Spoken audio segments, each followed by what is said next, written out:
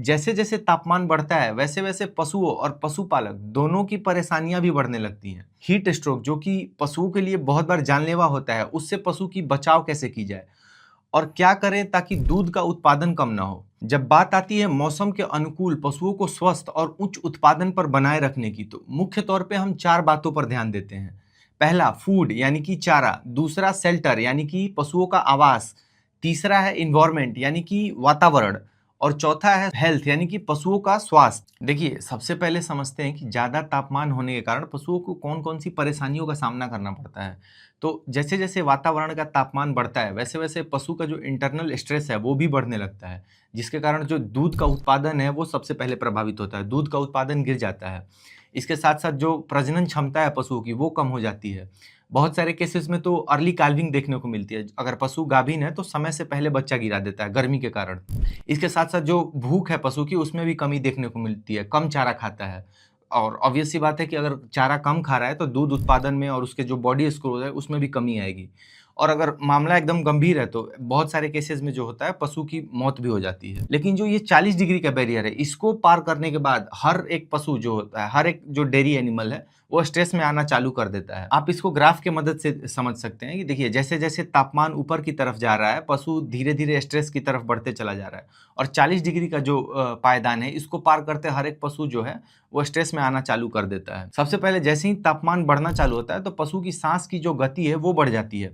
अमूमन आपको देखने से पता चल जाएगा कि पशु तेज सांस ले रहा है, लेकिन अगर 1 मिनट में अगर 60 बार से अगर ज़्यादा सांस ले रहा है तो आप समझ लीजिए कि पशु कहीं न कहीं स्ट्रेस में जा रहा है। साथ ही साथ वो मुँह खोलकर सांस लेने लगता है और जो खान-पान है उसमें भी कमी आती है, चारा कम उठाएगा वो। हीट स्ट्रेस जो है ये पहला पायदान होता है जिससे यह पता चलता है कि पशु स्ट्रेस में आ रहा है। अगर हीट स्ट्रेस को अगर अच्छे से हैंडल ना किया जाए और तापमान ऐसे बढ़ता रहे तो हीट स्ट्रेस जो है ये बदल जाता है हीट स्ट्रोक में। और हीट स्ट्रोक जो है ये पशुओं के लिए बहुत ही जानलेवा होता है, बहुत ही घातक होता है। जैसे ही पशु हीट स्ट्रेस में आता है तो उसके दूध का उत्पादन कम होने लगता है। लगभग 10 से 35% तक दूध का उत्पादन में कमी आ जाती है। तापमान नियंत्रण के लिए बहुत सारी चीज़ों का इस्तेमाल किया जा सकता है। पंखा है, कूलर है। अब पंखा तब तक सफल होता है जब तापमान बहुत हद तक नहीं बढ़ा है, लेकिन जैसे ही तापमान 40 के ऊपर जाने लगता है तो पंखा उतना सफल नहीं हो पाता। तो वहाँ पे आप कूलर का इस्तेमाल कर सकते हैं। और जब भी आप अपने डेयरी फार्म में कूलर लगाएँ तो कूलर हमेशा बाहर की तरफ लगाएँ, अंदर ही कूलर ना लगा दें। इससे क्या होता है कि अंदर का हवा ही अंदर रोटेट होते रहता है। तो कूलर जब भी लगाते हैं तो बाहर की तरफ लगाना चाहिए ताकि बाहर की जो गर्म हवा है उसको खींच के कूलर ठंडा करे और अंदर की तरफ दे। इससे जो एयर सर्कुलेशन है वो बना रहता है। अब इस बात का भी ध्यान रखें कि जब दोपहर हो जाता है तो जिस तरफ से हवाएँ आती हैं, जो लू चलता है वो जिस तरफ से आ रहा है उसको आप अच्छी तरह से कवर कर लें। आप कवर करने के लिए जूट वगैरह का बोरा लगा सकते हैं, सरकंडा लगा सकते हैं। आजकल टेक्नोलॉजी काफ़ी बढ़ गई है और तापमान को कम करने का सबसे कारगर जो तरीका है वो है फॉगर लगाने का। आजकल आप देखते होंगे कि फॉगर काफ़ी प्रचलन में रहा है और पंखा और कूलर जो है ये बहुत हद तक गर्मी को कम करते हैं, लेकिन जो फॉगर है ये काफ़ी कारगर है और ये तापमान को गिराने में काफ़ी हेल्पफुल रहा है। अगर ये सारी चीज़ें आपके पास नहीं है तो कोई बात नहीं है, आप पशु को आमतौर पे ऑब्ज़र्व कीजिए। अगर पशु हाँफ रहा है, चारा कम खा रहा है, तेज़ साँसें ले रहा है और जो ज़मीन है वो गीली है, तो आप ये समझिए कि ज़्यादा टेम्परेचर के कारण पशु परेशान हो रहा है। अब जो पशु है ये अपने आप में भी बहुत सारी गैसेज़ उत्सर्जित करते रहता है। मीथेन, कार्बन डाइऑक्साइड, अमोनिया, ये सारे गैसेज़ डेयरी फार्म में उत्सर्जित होते रहते हैं। तो आप ऊपर की तरफ जो है ये वेंटिलेशन हमेशा डेयरी फार्म में छोड़ के रखिए ताकि जो ये जो गर्म हवाएँ हैं ये ऊपर की तरफ जाके और डेयरी फार्म से बाहर हो जाएँ। आप एग्ज़ॉस्ट फैन का प्रयोग कीजिए इसके साथ। देखिए, एग्ज़ॉस्ट फैन और ये जो फॉगर मशीन है, ये दोनों का कॉम्बिनेशन सबसे बढ़िया माना जाता है टेम्परेचर को कम करने के लिए।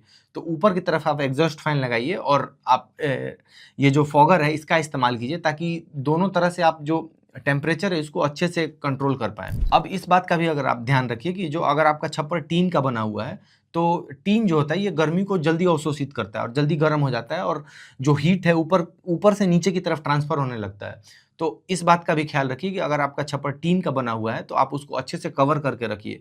कवर करने के लिए आप थर्मोकोल का इस्तेमाल कर सकते हैं, सरकंडा इस्तेमाल कर सकते हैं। एक जगह मैंने काफ़ी अच्छा देसी उपाय भी देखा था, जो टीन का छप्पर है उसके ऊपर किसान भाई ने जो गोबर के उपले होते हैं, जो जिसको हम लोग गोइठा बोलते हैं, उसको अच्छी तरह से सरिया के रखा हुआ था।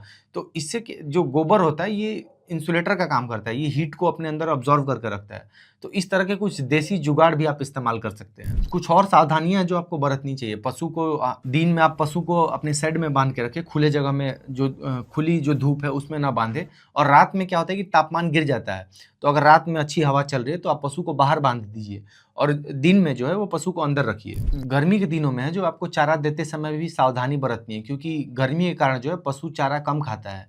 तो आपको ऐसे समय पे चारा देना है जब तापमान कम हो, यानी आपको जितना सुबह में हो सके उतने सुबह में आप दूध निकाल लीजिए और चारा दे दीजिए। और फिर जो है 6 बजे के बाद, यानी जब तापमान कम हो जाता है तब आप उसको चारा दीजिए। अब खाने के बाद आती है पानी की बात। पशुओं को आमतौर पे 60 से 100 लीटर तक पानी की आवश्यकता होती है। तो इस बात को सुनिश्चित कीजिए कि पशु के पास हमेशा से ठंडा और साफ सुथरा पानी उपलब्ध हो। कोशिश कीजिए कि 24 घंटा पशु के पास पानी उपलब्ध होना चाहिए।